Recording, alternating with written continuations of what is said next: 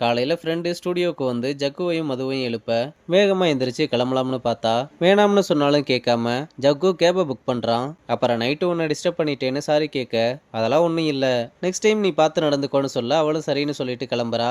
அப்போ ஃப்ரெண்டும் ஆர்வமா வந்து நைட்டு என்ன ஆச்சுன்னு கேட்க ஜக்குவும் நடந்த எல்லா விஷயத்தையுமே சொல்றான். இங்க மது வீட்டுக்கு வந்ததும் நைட்டு எங்கடி போன, போன் வேற சுவிச் ஆஃப்ல இருக்கு, எனக்கு என்ன பண்றதுன்னு தெரியாம அவருக்கு கால் பண்ணி புலம்பிக்கிட்டு இருந்தேன்னு சொன்னதும் அவர்கிட்ட எதுக்கு சொன்ன, நீ சொன்னதுமே அப்படியே அவர் என்ன தேடி வந்துட்டாரான்னு கத்திட்டு போறா.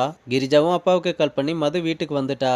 நைட்டு லேட் ஆயிடுச்சுன்னு அவளோட ஃப்ரெண்டு வீட்லயே தங்கிட்டாலாம். ஃபர்ஸ்ட் அவ சொல்றதுக்கெல்லாம் தலையாட்டுறதை நிறுத்து, இனிமேலாவது கண்டிச்சு வைக்க பாருன்னு சொல்லிட்டு காலை கட் பண்றாரு. இங்க பிரியனும் ஒரு கம்பெனிக்கு இன்டர்வியூக்கு வந்திருக்க.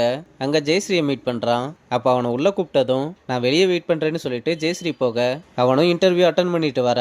என்ன சொன்னாங்கன்னு கேட்டா எல்லாம் ஓகே தான், ஆனா சேலரி பேக்கேஜ் கம்மியா இருக்கிறதுனால மறுபடியும் பெங்களூருக்கே போலாமான்னு யோசிக்கிறேன், கொஞ்ச நாளைக்கு இங்க ஒர்க் பண்ணிக்கிட்டே வெளியே ட்ரை பண்ணுங்க, நல்ல சேலரி பேக்கேஜ் கிடைச்சதும் மாறிக்கோங்கன்னு சொல்லிட்டு நான் ரொம்ப நாளா மனோஜை எப்படி அடிச்சிங்கன்னு கேட்கிறேன், நீங்க சொல்லவே மாட்டீங்க, ஐயோ தயவு செஞ்சு அதை மட்டும் கேட்காதீங்க வாங்கன்னு சொல்றான். அங்க கட் பண்ணா கிரிஜாவோட சொந்தக்காரங்க வந்து பத்திரிக்கை வச்சுட்டு கடவேளை இருக்குன்னு தட்டி கழிக்காம இந்த தடவையாவது 2 பேரும் சேர்ந்து வரணும்னு சொல்லிட்டு போறாங்க.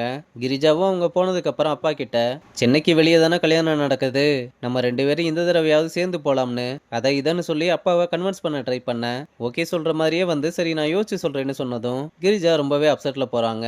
அங்க கட் பண்ணா வீட்டுல எல்லாரும் உட்காந்து சாப்பிட்டுக்கிட்டு இருக்கும்போது நாளைக்கு எனக்கு ஒரு மீட்டிங் இருக்கு, நைட்டு லேட்டா தான் வருவேன்னு சொல்லிட்டு வீட்டுல எல்லாருமே லேடிஸா இருக்கிறதுனால ஜக்குவை எங்கேயும் ஊர் சுத்தாம வீட்டுல இருக்க சொல்ல எனக்கும் ஒரு ப்ரோக்ராம் இருக்கு என்னால முடியாதுன்னு சொன்னதும் அப்பா கடுப்பாகி உருப்படியா ஒரு வேலை பார்க்க வைக்கல, ஆனா திங்கிறதுக்கு மட்டும் முதலா வந்துடுறதுன்னு சொன்னதும் ஜக்குவும் சாப்பிடாம கோவமா எந்திரிச்சு கிளம்புறான். அங்க கட் பண்ணா அப்பாவோட பேச்ச கேட்காம ஜக்கு மதுவோட ஃப்ரெண்டு கல்யாணத்துக்கு வந்து வைப் பண்ணிக்கிட்டு இருக்க.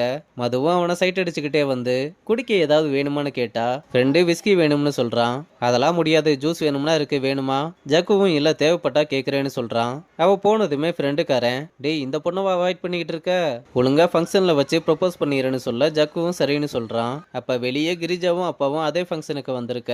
இத்தனை வருஷத்துல ஃபர்ஸ்ட் டைம் கிரிஜா கூட வந்ததுக்காக தேங்க்ஸ் சொல்ல வந்தது பிரச்சனை இல்ல சீக்கிரமா போகணும்னு சொல்லிட்டு 2 பேரும் உள்ள வர நம்ம பையனும் கரெக்டா பிஸ் அடிக்கிறதுக்காக அவங்கள பார்க்காம அவங்கள கிராஸ் பண்ணி வெளியே போறான். அப்புறம் 2 பேரையுமே பொண்ணோட அப்பா அம்மா வந்து வரவேற்று ஒன்னா சேர்ந்து போட்டோ எடுக்கும்போது கிரிஜா மதுவையும் கூப்பிட்டு ஃபேமிலி போட்டோவா எடுக்கிறாங்க.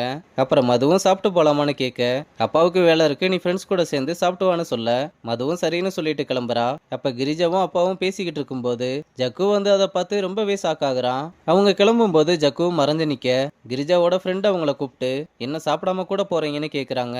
அவங்களும் இல்ல வேலை நிறைய இருக்கு அதனால இன்னொரு நாள் வரோம்னு சொல்றாங்க. அப்ப கிரிஜாவோட ஃப்ரெண்டு கூட இருந்தவங்க கிட்ட இவ என் ஃப்ரெண்டு கிரிஜா, இது அவங்களோட ஹஸ்பண்ட்னு அறிமுகப்படுத்தினதும் இதை கேட்ட ஜக்குவுக்கு தூக்கி வாரி போட்டுருச்சு. அவங்க கிளம்புனதுமே ஃப்ரெண்டுக்காரனும் வந்து மச்சான் நல்லா இளம் ஆட்டுக்கறியா வெட்டியிருக்காங்களாம், போய் ஒரு பிடி பிடிக்கலாம்னு நிலைமை தெரியாம கூப்பிட நீ போய் சாப்பிடு எனக்கு வேணாம் நான் இப்ப வந்துடுறேன்னு 2 பேருமே கார்ல ஏறி கிளம்ப அவங்கள ஜக்குவும் ஃபாலோ பண்ணிட்டு போறதோட இந்த எபிசோட முடிச்சிருக்காங்க.